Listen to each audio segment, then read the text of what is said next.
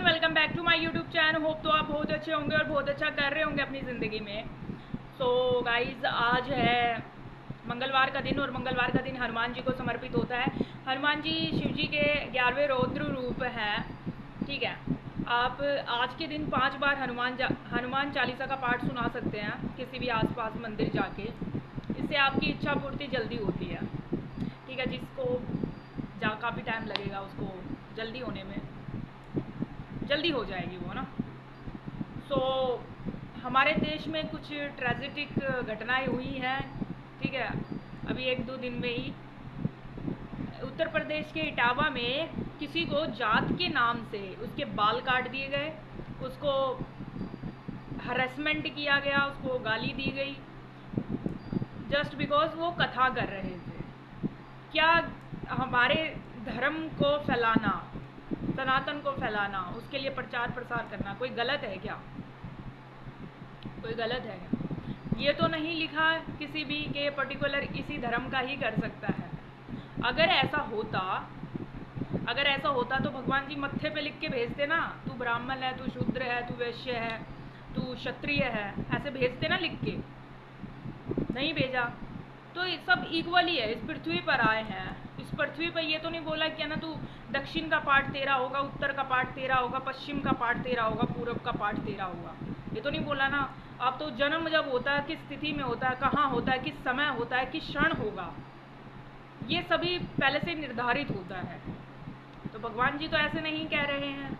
Even those जितने भी 5 elements हैं उसमें सभी मनुष्य जाति के अंदर है।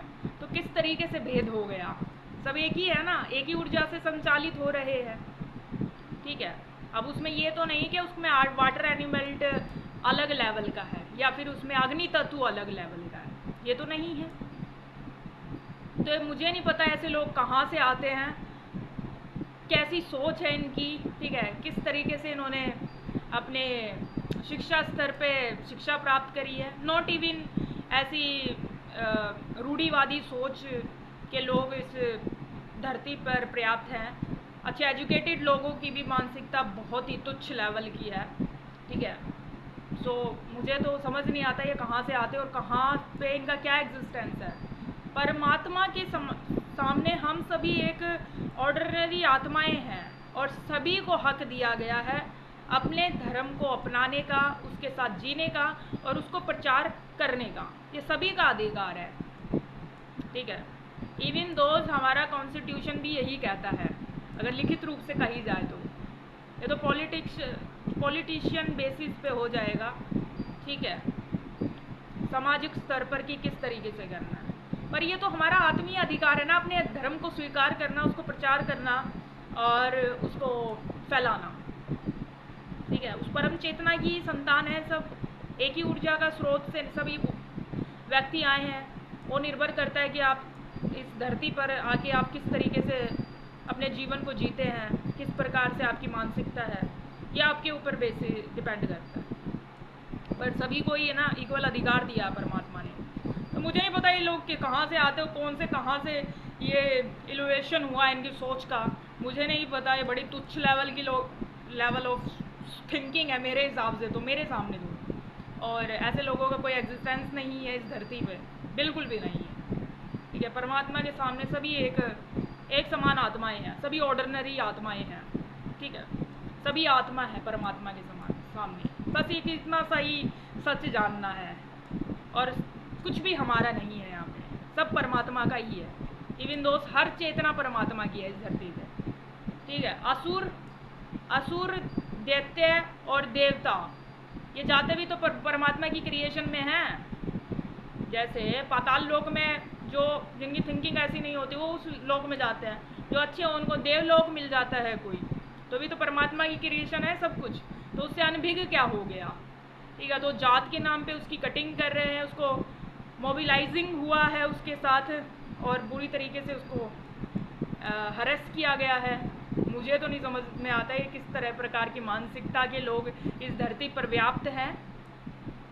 तो ऐसे लोगों का कोई एग्जिस्टेंस नहीं है मेरी नज़रों में तो।